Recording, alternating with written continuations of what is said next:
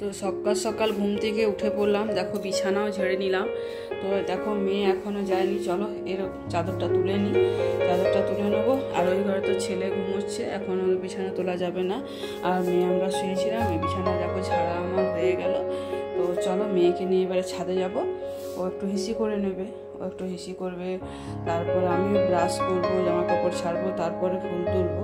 তো চলো মেয়েকে নিয়ে ছাদে আমাকে এখন একটু যেতেই হবে। তো দেখো ছাদে চলে এসেছি, ও প্রচণ্ড জোরে হিসি পেয়ে যায়, তো হিসি করতে চলে এসছে। আর চারিদিক দেখো কুয়াশা, এত কুয়াশা পড়েছে কি আর বলবো, চারিদিকে কুয়াশায় ভর্তি, কিছুই দেখা যাচ্ছে না। আর এখন জামা কাপড় যেহেতু ছাড়িনি, মেয়েকে হিসু করাতে নিয়ে এলাম। তো দেখো ফুলের স্টিকগুলো তোমরা দেখো, রজনীগন্ধা ফুলের যে স্টিকটা দেখো কি সুন্দর ফুটেছে, এখনো ফুটে আসেনি, মানে অনেকগুলো ফুল ফুটে, স্টিকটা বেশ বড় হয়েছে। আর এখানে নয়নতারা ফুল ফুটেছে, এই যে গাছগুলো হচ্ছে সবুজ হয়ে আছে, পুদিনা পাতা যে গাছটা দেখো সবুজ হয়ে আছে, এক গাছ হয়েছে।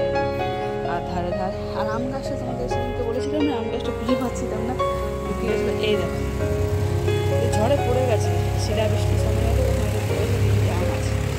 আর একটা জবা ফুল ফুটেছে, অনেক অসংখ্য কিন্তু কুড়ি আছে, সব ফুটবে দেখো, অসংখ্য কিন্তু দেখো কুড়ি আছে, ফুটবে।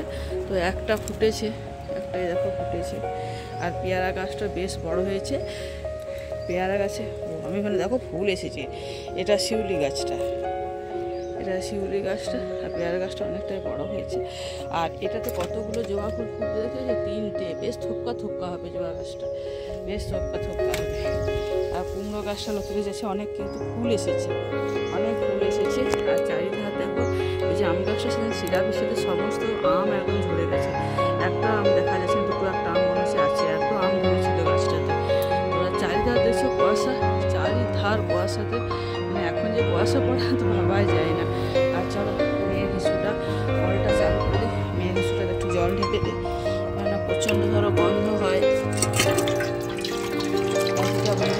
আর আমাকে দেখছো ওখান থেকে যে মা চলে যাচ্ছে কিনা, আমি চলে যাচ্ছি, তুমি থাকো, আমি চলে যাচ্ছি। চারিধার কি কুয়াশা দেখো, এত কুয়াশা কিছুই দেখা যাচ্ছে না, বুঝেছো, চারিধার কুয়াশা কিছুই দেখা যাচ্ছে না। তো আর এদিকে আমাদের পুকুরটাও দেখা যাচ্ছে, তো পুকুরটাতে হাঁসগুলো চলে বেড়াচ্ছে। তো চলো একটু নিচে চলে যাই, নিচে গিয়ে ব্রাশ করবো, জামা কাপড় ছাড়বো, ঠাকুরের টাকা তুলবো, তারপর চা খাবো। তো হিসুতে জলটা ঢেলে দিই, চলো কলের কাছে যাই, জলটা ঢেলে দিই, তারপরে মেয়েকে নিয়ে নিচে যাবো। চলো চা তো রেডি করে নিয়েছি, চাটা খেয়ে নিয়ে আর একটু রাতে একটু তরকারি ছিল, গরমটা করেই দিই, তো কারো হয়ে যাবে রুটি দিয়ে খাওয়া একজনের মতো। তো ফুটিয়ে নিই একটু, কেননা সারা রাতটা তো ইয়েতেই ছিল, ফ্যানের হাওয়াতেই ছিল, যদিও ওপরে তো আর ফ্রিজ নেই। তো চলো আর নিচে আসা হয় না, তো ফুটে এসছে, চলো চাটা খেয়ে নিই।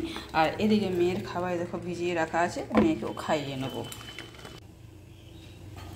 চা খাওয়া হয়ে গেছে, চা খাওয়ার পরে দেখো একটাতে চালে জলে করে দিলাম, আর একটাতে বসিয়ে দিলাম একটু ডাল, একটা বিউলির ডাল। তো ডাল আর ভাতটা তাকে হোক। আর এদিকে আমার যা সবজি কাটতে বসে গেছে, তো এখনও বাচ্চা কাচ্চারা আমার আসেনি।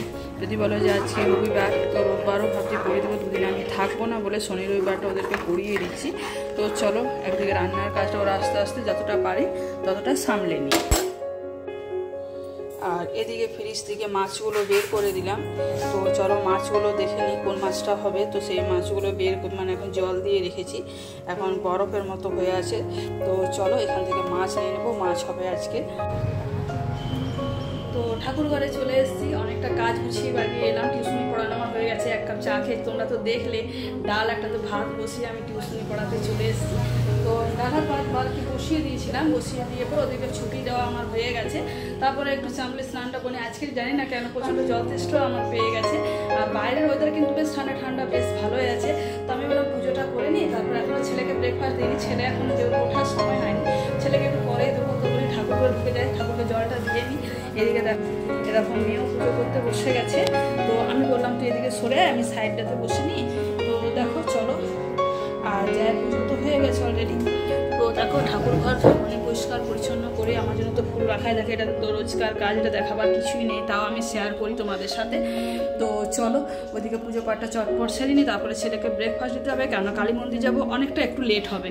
তো কেউ ভিডিওটা স্কিপ করো না, দেখো।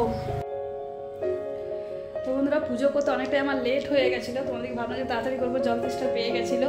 তো এসে আমাকে আবার রান্নাতে ঢুকতে হলো না, আমার জায়ের শরীরটা ভালো নেই, আজকে ওর জ্বর এসেছে, জ্বর এসে ওই জন্য আমাকে সব কেটে কুটে রেডি করে দিয়েছিলো। তার একটু মুড়ি, তার চটজলদি একটু মুড়ি খেয়েছিলাম, মানে কুমড়ো দিয়ে একটু পকোড়া বানিয়েছিল, আমার যাই করেছিল, পকোড়া মুড়ি খেয়ে নিয়েছি, তারপর রান্নার কাজে চলে এসেছিলাম।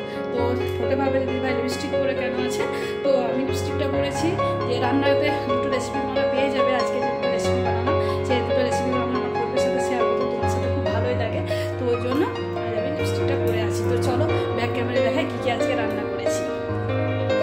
আজকে রবিবার মানে যে তোমাদেরকে লাল লাল মাটনের ঝোল খেতে হবে তার কোনো মানো নেই। তো দেখো আজকে আমি পেয়েছি পুঁই ছোলা ডাল, মানে গোটা কাঁচা ছোলা দিয়ে ভিজিয়ে রেখেছিলাম, পুঁই কুমড়ো ছোলা দিয়ে আলু দিয়ে একটা দেখো করেছি, খেতে কিন্তু অসাধারণ হয়, এটা খেতে কিন্তু খুব ভালো হয়, এই রেসিপিটা তোমরা পেয়ে যাবে।